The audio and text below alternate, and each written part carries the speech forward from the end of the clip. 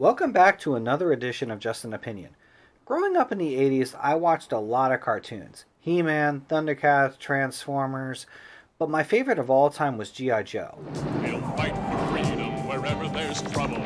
G.I. Joe is there. G.I. Joe, American hero. G.I. Joe is there. The show was much more intelligent than it gets credit for. Some of the themes explored are quite cerebral, existential, and some even frightening. There's a lot to discuss with G.I. Joe, but there's just way too much material to do a full analysis on the series. So for today, I'm going to discuss my personal top 10 or so best episodes. Now I do need to note, I'm not including any of the G.I. Joe movies, miniseries, or 5-parters. There's just too much to dig into with those, and I'll save that for another time. Man said he had some errands to do. Go to the Taylor Wallpaper's Foot Locker, weird stuff. Number 10 is a tie between Cold Slither and Cobrathon. I love both of these episodes for the same reason. They involve Cobra, a ruthless terrorist organization determined to rule the world, trying to raise money to stay in business. Man, money laundering was so much more simple in the 80s. Cold Slither involves Zartan and the Dreadnoks forming a heavy metal band. With Cold Slither, you'll be joining us soon. A band of vipers playing our tune. But there's some hidden messages in their lyrics that even some of the Joes can't resist. And that was Cold Slither, which just slithered its way up to #1 on the charts. And hey, don't miss their concert tonight at the Sports Arena. Cold Slither tonight. We better get going, man. Cobrathon has the Snakes hosting a telethon for fundraising. There's definitely some elements similar to the movie The Running Man. But the highlight is Destro in his stand-up comedy debut. Thank you, ladies and germs. I just slithered in from headquarters and boy, does my stomach hurt. Vive la Cobra! But seriously, folks, a funny thing happened to me on the way to the studio. No, I cannot continue with this idiotic drivel. Number 9 is Computer Complications. The main plot is both the Joes and Cobra searching for a space probe, but the highlight for me is the budding relationship between Mainframe and Zarana, the latter posing as a government computer specialist. Mainframe is smitten with her, oblivious to her actual intentions. Yeah, that should do it. Come on, small screws loose. Thanks. There. That should put the subs back in sync with the remote controllers. Deep Six and the others can raise the space probe now. Hello there. The inevitable betrayal happens, but surprisingly, Zarana pulls a major swerve on her mission, saving Mainframe's life and even revealing the truth. This episode is sweet, delving into a forbidden attraction theme. Hey, Zarana, I've been thinking. Maybe you ought to quit the Dreadnoks, go marry that wimp, get a house in the suburbs, have kids.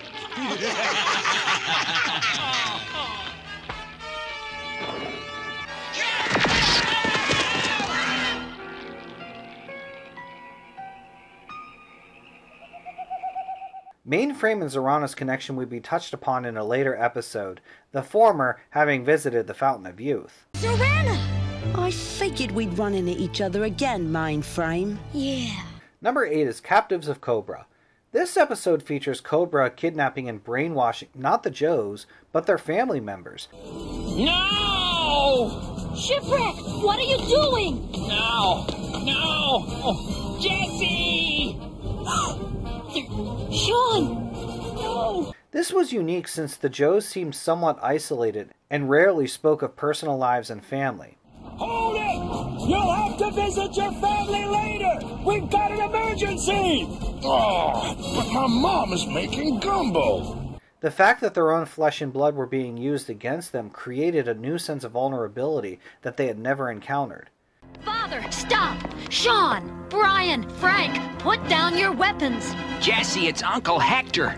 Put your gun down, son. Mom, Dad, Sis, let me take you home! Baroness, The captives are resisting. Yes, but not for long. Number 7 is Cobra's Creatures. Here we have a unique tale where Cobra gains control of all the animal population. The heart of this episode is Mutt and Junkyard. After a little experiment with puppy parachuting, they, along with Ripcord, are captured. Junkyard is the guinea pig in Cobra's experiment, leading him to hunt his master Mutt. The chase is on, Mutt being forced to defend himself against his best buddy.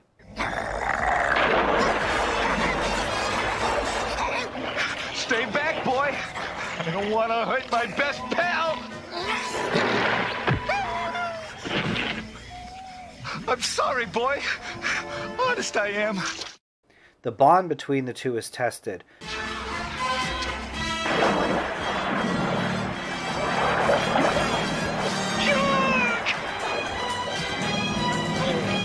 That's my best friend! You let him alone!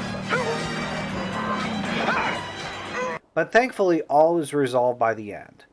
The one thing I can't figure out about this episode is how Freedom and Timber were immune to this brainwashing. Number 6 is Lasers in the Night. This was a character-driven piece featuring Quick Kick falling for a young college student named Amber. The courtship is sweet, Quick Kick being a funny, charismatic fan of old movie romances. You want the moon? Just say the word and I'll throw a lasso around it and pull it down. John Wayne? Jimmy Stewart in It's a Wonderful Life. Amber, what am I going to do with you? But Amber is not your ordinary college co-ed, having aspirations of joining G.I. Joe and trying to show them that she's a worthy candidate. But unfortunately her actions make the Joes suspicious that she's a spy. Amber unknowingly becomes a part of a Cobra infiltration plan with a huge reveal. You? Me? What are you doing here? I belong here, Amber. I work for Cobra. Now how crazy would that have been? Number 5 is my favorite things. I love the concept of Serpentor, this evil entity that was an amalgam of the DNA of the world's biggest conquerors. But he was also an evolving villain, this episode having him steal ancient artifacts to gain more power. Also featured here is the constant bickering between Wetsuit and Leatherneck. I expect any red-blooded Marine would have done the same. Marine? Ha! A SEAL would have brought back Serpentor's head, not some little Tommy Hatchet. Give me that, you frog. Cut it out, guys! Cut it out! But the latter falls victim to a poisonous dart, and Wetsuit takes it upon himself to find the antidote to save his buddy. Unfortunately, the most pure form of the antidote comes from a gigantic snake. Luckily, Lifeline helps Wetsuit back to Joe headquarters, where he and Leatherneck can go back to their old married coupled relationship. What are the patients doing? Why don't you get off your back and say that? No problem, Leatherneck! Leatherneck! I'll wreck you! I'd say they're on the road to complete recovery. If they don't kill each other first. Says who? Says me! Says who? Says me! Number 4 is the Traitor. Dusty is the focus of this episode, falling on hard times caring for his mother, resulting with him seeking out some help from some unthinkable resources. We wish to offer you a little proposition. We'll pay all your mother's medical bills in return for information. Concerning the Joe's new armor system. This card has a phone number on it. Call us. But all this comes at a price, with Dusty's betrayal leading to his departure from the Joes. And shockingly, he joins Cobra. Welcome to Cobra Temple, Specialist Rudat. It's just Dusty. Plain old Dusty. There could be a place for you in Cobra if you have something to offer us. Such as the Joe's secret armor treatment? I guess I got nowhere else to go. Okay, count me in. Excellent, excellent. Dusty soon finds himself working up the way his ranks in the Cobra leadership, his intel on the Joes being invaluable. But when Cobra's ultimate plan is about to come to fruition, Dusty reveals that he was actually a triple agent, working for the good guys the whole time. Number 3 is Nightmare Assault. In this episode, Dr. Mindbender is able to manipulate the dreams of the Joes, and quite frankly, he cooks up some wicked nightmares. No, they're gone, dead. It's my fault. I led them to their death. No, stop! Stop! Ah! Stop! This in turn weakens the Joes in both strength and morale. While Mindbender's plan seems to be working, the saving grace is Lowlight, a chronic insomniac. He is able to pierce through Cobra's master plan and at the same time resolve some repressed memories of his own. I dare say that this is the scariest episode of G.I. Joe ever.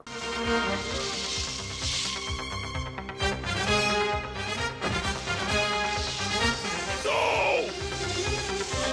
This has got to be a nightmare, but it's so real!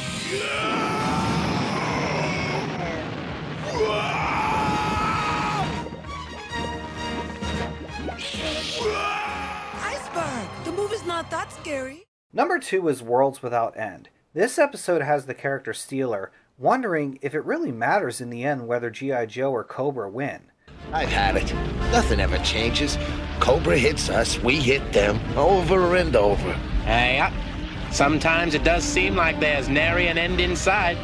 So what's the point? If the battle's never gonna be won by either side, why bother fighting it? An accident with an experimental weapon, along with a healthy dose of suspension of disbelief, lands he and Select Joes into an alternate universe. This new reality features a world where Cobra did in fact defeat the Joes. They find themselves in the middle of a civil war, and the only hope for humanity in this alternate universe was Baroness, who was actually a double agent working for the Joes and Steeler's lover. In the end, Steeler decides it is worth fighting for. You know, there's really no one waiting for me back there. Okay, let's move it. Flint, it really does matter whether Cobra wins or loses.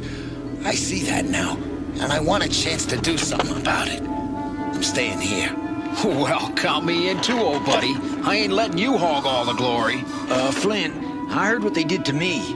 I mean, the other Clutch. And you want to stay too? It'll be a challenge, rebuilding G.I. Joe here. You know?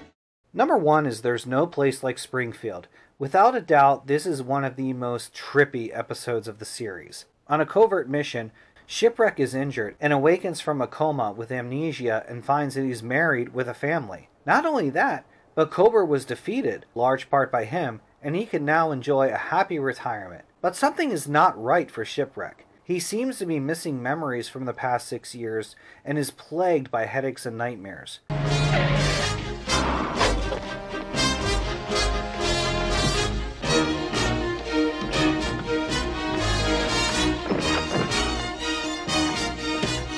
What did Mulaney say to you? If you value your life, speak! Not going to talk, eh? Then kiss tomorrow goodbye! While he seemingly has everything he ever wanted in life, everything is not as it appears to be. This is where it ends, sailor. And you don't even know why.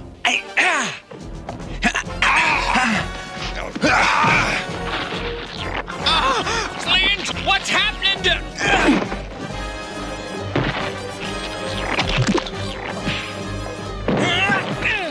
It turns out Shipwreck had a secret code implanted in his brain, and he was kidnapped by Cobra, who created a literal synthetic utopian world around him in hopes of obtaining the formula at some point. When the Joes save him, Shipwreck can't help but feel some remorse for the life he wanted, but could never have. Well, was there something important in that house? Nah, nothing important. Just a dream or two. Thank you so much for watching, and please leave a comment. I'll be back soon, but I'm going to review the short-lived TV series My Two Dads. I hope you check it out.